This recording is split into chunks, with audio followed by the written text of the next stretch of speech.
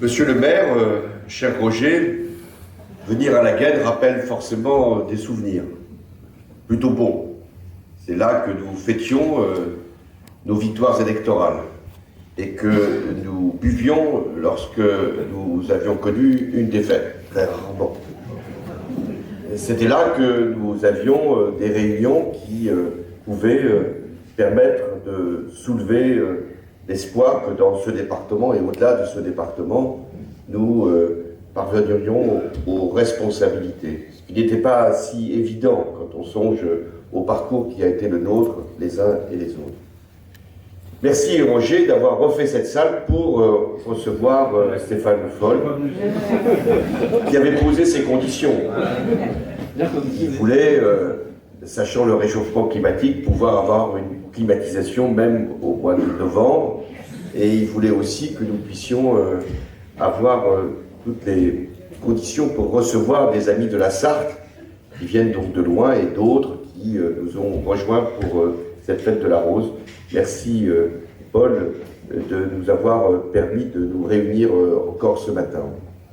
Je souhaitais que Stéphane puisse venir ici s'adresser à vous, non seulement parce que c'est un ami, mais parce qu'il représente l'avenir de la gauche en France et qu'il doit, avec son tempérament, son caractère, ce n'est pas toujours facile, avoir cette capacité à parler au nom d'un collectif, celui que nous représentons.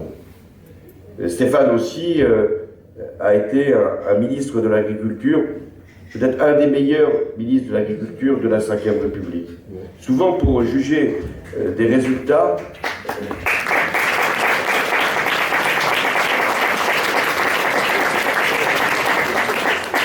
il faut du temps. Dans l'action, les sentiments ne sont pas toujours les meilleurs. On attend toujours beaucoup plus de ceux qui gouvernent, surtout quand ils sont à gauche, ceux qui peuvent être notre position quand nous sommes dans la contestation ou dans la revendication. Et donc Stéphane a réussi à faire une mutation du modèle agricole français qui n'a pas forcément été compris lorsqu'il l'a présenté, lorsqu'il l'a engagé, mais qui aujourd'hui apparaît en pleine lumière. Un jour, je ne veux pas être trop long, lorsqu'il était déjà sur les 4 pour 1000, il m'avait parlé des vers de terre. C'est rare d'avoir une conversation à l'Élysée sur les vers de terre et sur le rôle des vers de terre. Et aujourd'hui, c'est un fait établi. Les vers de terre contribuent à, justement, sans qu'il y ait besoin de rajouter quoi que ce soit, et donc de mettre en cause la planète, contribuent à ce qu'on puisse avoir une agriculture qui puisse être économe. Et il y a un livre qui vient de sortir, d'un auteur plutôt libéral, et qui est une histoire de vers de terre. Il a failli avoir le prix Goncourt. S'il l'avait lu, j'aurais, en votre nom à tous, porté un procès pour dire « mais non, c'est Stéphane qui a été à l'origine de cet ouvrage ».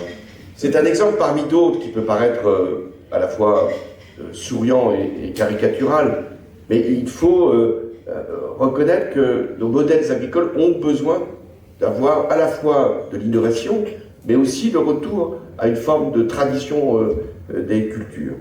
Et puis, bon, Stéphane est maire du Mans, président de la métropole, et il a mené des politiques innovantes. Comme beaucoup d'élus, socialistes le plus souvent, de gauche, qui, au plan local, font ce qu'ils peuvent, mais qui cherchent aussi à avoir, à un moment, une confrontation de leurs expériences à un niveau national. C'est ce qui fait la force d'un parti, pouvoir utiliser tout ce qui se crée à l'échelle des territoires pour porter ensuite une politique. Non pas on fait au niveau national ce qui se fait au plan local, mais on a besoin de ce lien et, convenons-en, il s'est relativement perdu. Bon, je viens ici vous voir une fois encore, et dans un contexte qui est cette fois-ci encore plus lourd que celui que nous pouvions évoquer encore il y a quelques mois. Le monde, il est à la fois bouleversé et inquiétant. Il est bouleversé parce que nous venons de vivre ces 10 dernières années une succession de crises comme peu de générations en ont connu avant nous. Elles avaient pu connaître des guerres atroces, des catastrophes, des crises. Mais là, en 10 ans, il y a eu à la fois une crise financière, une crise économique, une crise terroriste, une crise humanitaire avec des réfugiés, une crise sanitaire avec un virus qui a paralysé l'économie du monde, et puis enfin une crise sécuritaire avec deux guerres. Deux guerres dans ces derniers mois, l'une produite par l'invasion de l'Ukraine par Vladimir Poutine et son armée, une autre provoquée par le Hamas à travers l'attaque terroriste qui a conduit Israël à une réponse dont on pourra juger qu'elle est sûrement exagérée, excessive dans ses conséquences, mais qui était motivée d'abord par un réflexe de sécurité. Ces deux guerres, elles nous inquiètent, et c'est en ce sens que le contexte crée aussi chez nos compatriotes et au-delà une légitime peur. Nous inquiète parce que en Ukraine, ce qui est en cause, c'est l'intervention militaire d'un pays qui dispose de l'arme nucléaire. Vladimir Poutine agite d'ailleurs de temps en temps cette menace. Il dispose d'armes de destruction massive, de missiles qui peuvent avoir des ogives nucléaires. Nous savons, pour peut-être nous rassurer, que la force de dissuasion ne peut pas être utilisée sans qu'il y ait des conséquences forcément terribles pour le pays ou pour le dirigeant qui en déciderait. Mais bonne partie de la population peut avoir la crainte d'une escalade et ensuite d'une catastrophe nucléaire. Et puis au Proche-Orient, au-delà de ce qui se passe aujourd'hui et qui est particulièrement dramatique, même si nous ne disposons pas de toutes les images, nous avons celle de ce qui s'est produit en Israël avec une barbarie qui a suscité une légitime émotion dans toutes les populations. Mais nous avons aussi d'autres images qui viennent d'un hôpital, qui viennent de Gaza au nord, mais peut-être aussi de Gaza au sud, où nous savons qu'il y a des immeubles qui sont détruits, des familles qui sont en danger, voire même des dizaines ou des centaines de morts. Et nous nous posons cette question, au-delà de l'intervention militaire d'Israël, de la nécessité d'un cessez-le-feu provisoire pour libérer les otages, pour permettre l'évacuation des blessés, pour faire que Gaza puisse être approvisionné, ce qui commence à être le cas, en eau, carburant, au-delà de savoir à quel moment l'intervention se terminera. Parce que s'il s'agit d'éradiquer le Hamas, ça peut prendre beaucoup de temps. Donc la crainte que nous avons, c'est de savoir si il ne peut pas y avoir un embrasement de la région, c'est-à-dire au Liban avec le Hezbollah, dans les pays arabes, où les opinions publiques sont quand même travaillées, et puis l'Iran qui a à l'évidence financé et armé le Hamas. Nous sommes devant une situation internationale qui ne peut que susciter l'interrogation, l'inquiétude, et qui pèse même dans nos actes de consommation ici, au-delà des conséquences économiques que produisent des conflits, l'inflation, le ralentissement de la croissance, la restriction des échanges. Plus le jeu des superpuissances, que ce soit les États-Unis qui retrouvent un rôle majeur dès lors qu'ils se posent en défenseurs des démocraties, en l'occurrence de l'Ukraine et aussi d'Israël, de la Russie qui, avec Vladimir Poutine, a eu l'opportunité de camoufler ce qu'il faisait en Ukraine pour mieux apparaître comme un intermédiaire possible pour l'affaire israélo-palestinienne. Le rôle de la Chine, dont on voit bien qu'elle est toujours prompte à utiliser toutes les faiblesses des démocraties pour avancer sur le plan économique, quelquefois sur le plan militaire, ses avantages ou ses intérêts. Alors l'Europe est apparue pour ce qu'elle est, c'est-à-dire une réalité économique impressionnante, une puissance même à bien des égards, mais une faiblesse à pouvoir prendre des positions politiques et à pouvoir agir pour régler des conflits. Et c'est qui doit d'ailleurs nous conduire à imaginer une Europe qui ne soit pas simplement un marché, une monnaie, des échanges, mais avoir une diplomatie, une politique, mais à 27, avec des pays aussi différents, est-ce encore possible? Ce qui conduira nécessairement l'Europe, sur ces questions-là majeures de sa sécurité, à franchir des pas qui n'ont pour l'instant pas été engagés. Une défense européenne, sûrement dans l'Alliance Atlantique, tant qu'il y a une Alliance Atlantique, parce que le jour où, si d'aventure Donald Trump était élu président des États-Unis, il n'est même plus sûr que les États-Unis viendraient avoir une position d'alliance en Europe pour la défense de notre continent. Donc il faut que les Européens se persuadent qu'ils ont une responsabilité et que la France et l'Allemagne ont à avoir ensemble une position qui doit entraîner le reste de l'Europe. Je parle de la diplomatie française, je pourrais parler de la politique intérieure, mais je vais me réduire à la politique extérieure. La politique extérieure, elle repose sur les mêmes principes que la politique intérieure. Il n'y a pas de rupture entre une politique extérieure et une politique intérieure. Quand vous êtes dans le « en même temps » au plan intérieur, vous êtes aussi dans le « en même temps » dans la politique extérieure. Or, l'équilibre, ce n'est pas le « en même temps ». L'équilibre, c'est d'avoir des principes et de s'y tenir. Et par exemple, sur la question ukrainienne, c'est de soutenir autant qu'il sera possible l'Ukraine, y compris même si les États-Unis, à un moment, après les élections américaines, venaient à relâcher leur effort. L'équilibre, c'est bien sûr de dire qu'Israël a le droit de se défendre, mais que les Palestiniens ont le droit d'avoir un État. Et l'équilibre, c'est de dire que oui, il est compréhensible qu'Israël veuille éradiquer le Hamas, mais il faudra bien trouver à un moment des interlocuteurs palestiniens pour qu'il y ait une négociation. L'équilibre, c'est de dire que les pays arabes qui ont occulté la question palestinienne pendant longtemps ont ou auront un rôle à jouer pour assurer la sécurité de Gaza après l'intervention, comme à pouvoir permettre aux Palestiniens de pouvoir se développer sans avoir besoin de dépendre d'un argent extérieur.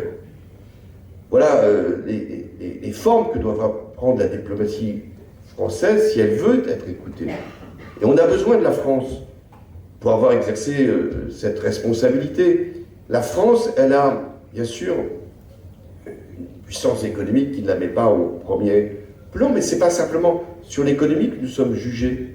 C'est sur notre capacité militaire, nous l'avons, sur la ligne de notre diplomatie, elle doit être affirmée, et sur les liens que nous pouvons avoir avec tous les pays. Nous sommes les alliés des Américains, nous avons avec l'Alliance Atlantique un pacte, mais nous ne sommes pas des alliés. Nous sommes capables de produire une politique.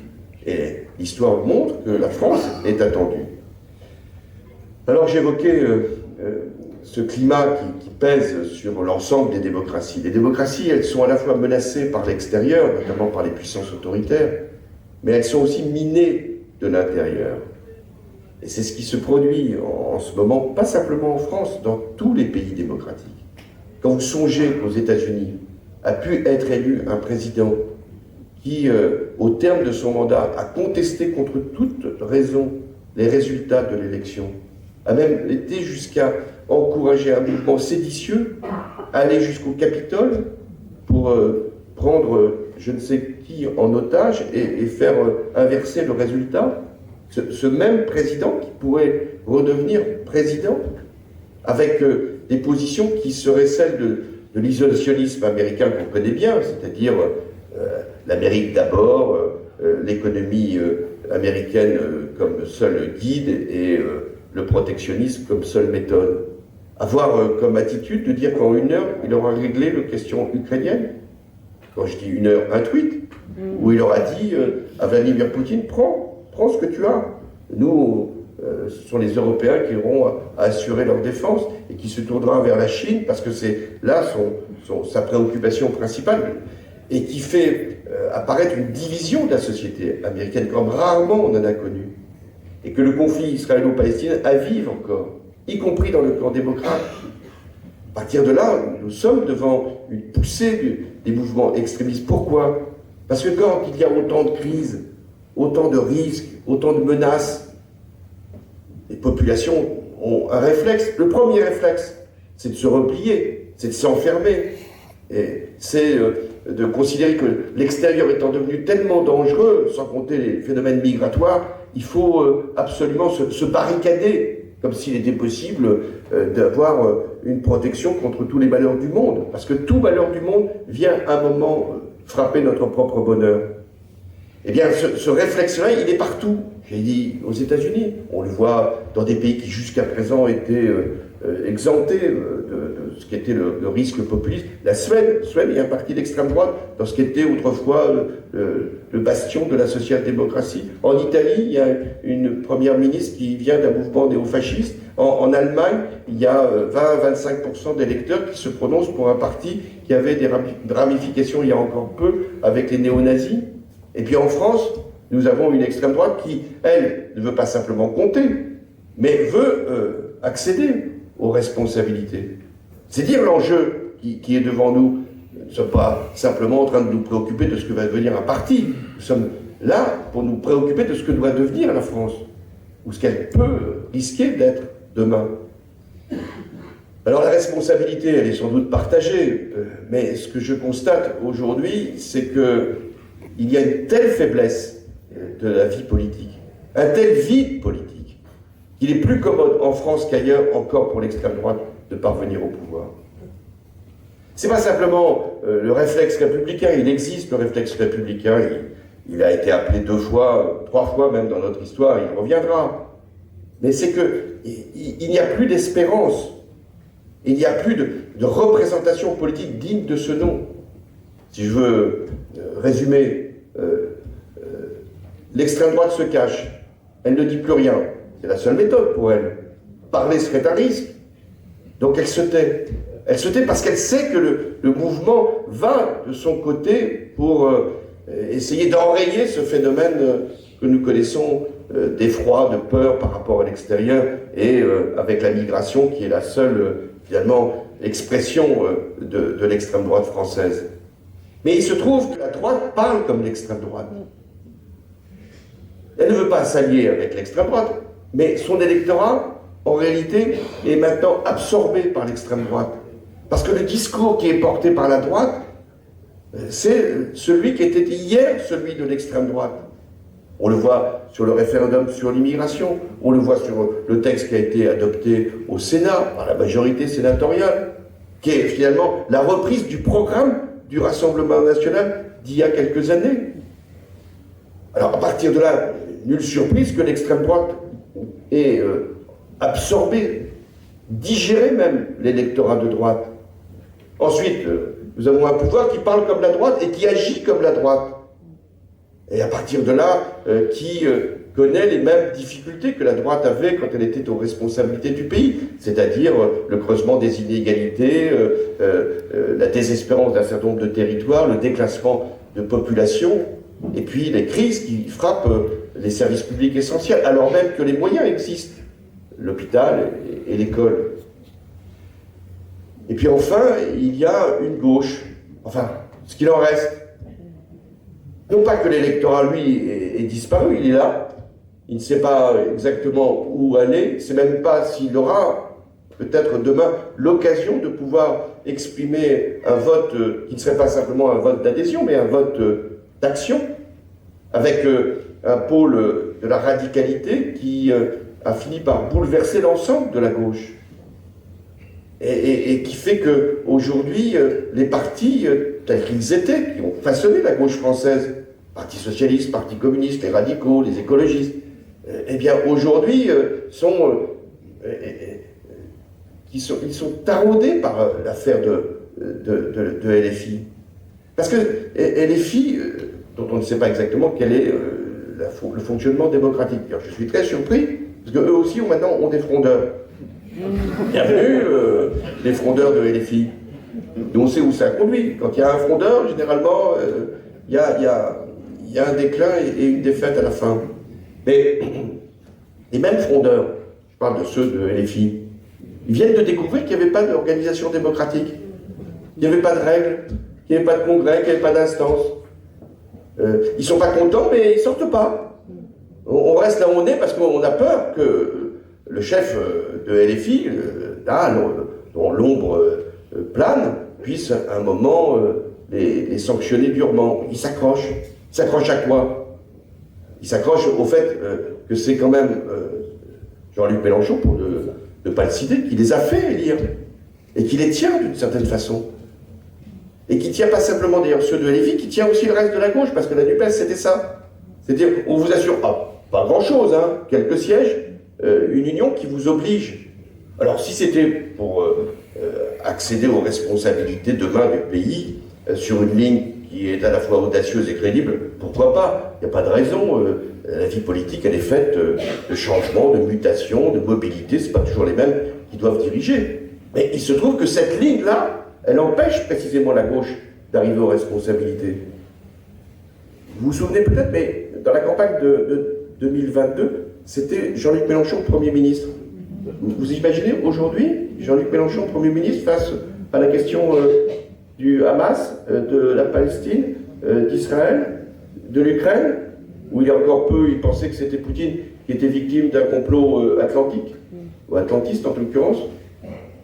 Donc, et sur quelle position? Sur l'économie, sur le social, sur la police. Donc il y a nécessité aujourd'hui pour la gauche de se reprendre. Et c'est là qu'il y a des initiatives à prendre.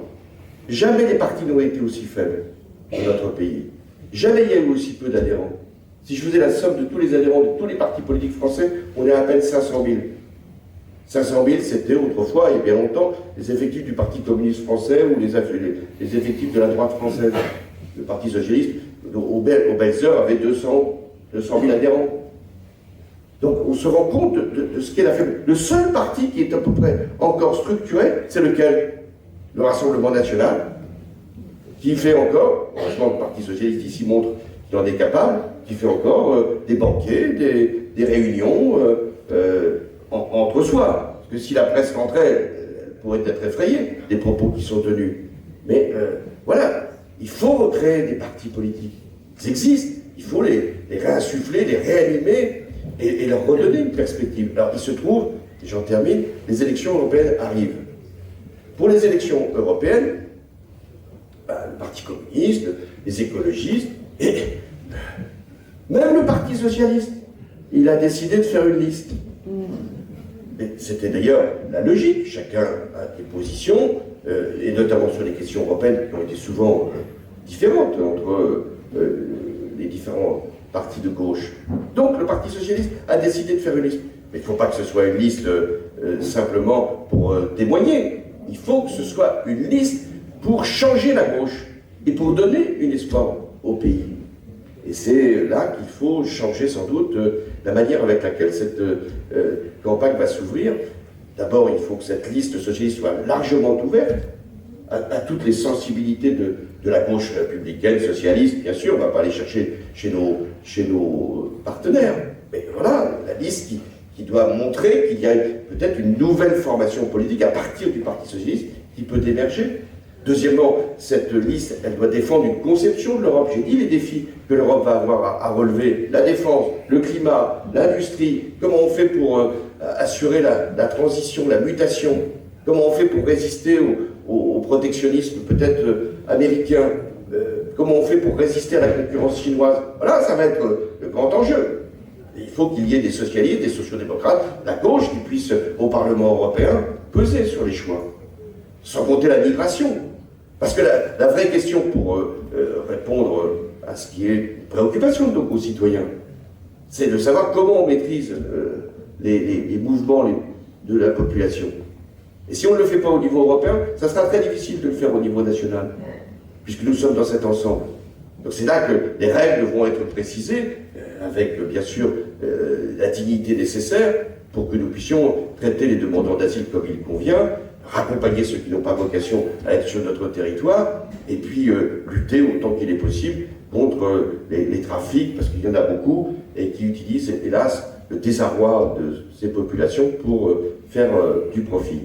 Et puis le troisième enjeu, c'est de recréer une espérance à gauche. C'est vrai qu'en ce moment, elle paraît faible, cette espérance. Comment faire comprendre que la gauche peut arriver aux responsabilités quand elle est dans cet état?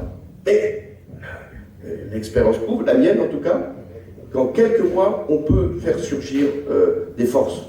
Les forces, elles sont ici, elles sont partout ailleurs. Combien d'électrices, d'électeurs nous demandent, nous disent « Mais qu'est-ce que vous faites? Est-ce que vous allez vous mettre un peu en mouvement? Est-ce que vous allez nous donner des idées nouvelles? Est-ce que vous allez défendre ce que vous avez fait avec les critiques qui peuvent y être apportées dans le passé? Est-ce que vous allez donner confiance? Est-ce que vous allez empêcher l'extrême droite? Est-ce que vous allez donner à la jeunesse une part de confiance dans le monde qui vient? Est-ce que vous allez traiter les questions écologiques avec le respect de la justice sociale? Voilà ce qui est attendu. Et je pense que Stéphane va, avec d'autres, porter ce message-là pour les élections européennes. Et il ne faut pas regarder ce scrutin qui vient comme un scrutin comme les autres. On en a connu les élections européennes. Moi-même, j'ai été tête de liste autrefois pour les élections européennes. Parce qu'à l'époque, le premier secrétaire, il était tête de liste pour les élections européennes. Mais ce n'est pas une élection qui banale. Là, c'est la première étape de la reconstruction, la première étape d'une éventuelle reconquête, la première étape de la remobilisation de la gauche, et c'est pour ça qu'il fallait être à la gaine ce soir. Merci.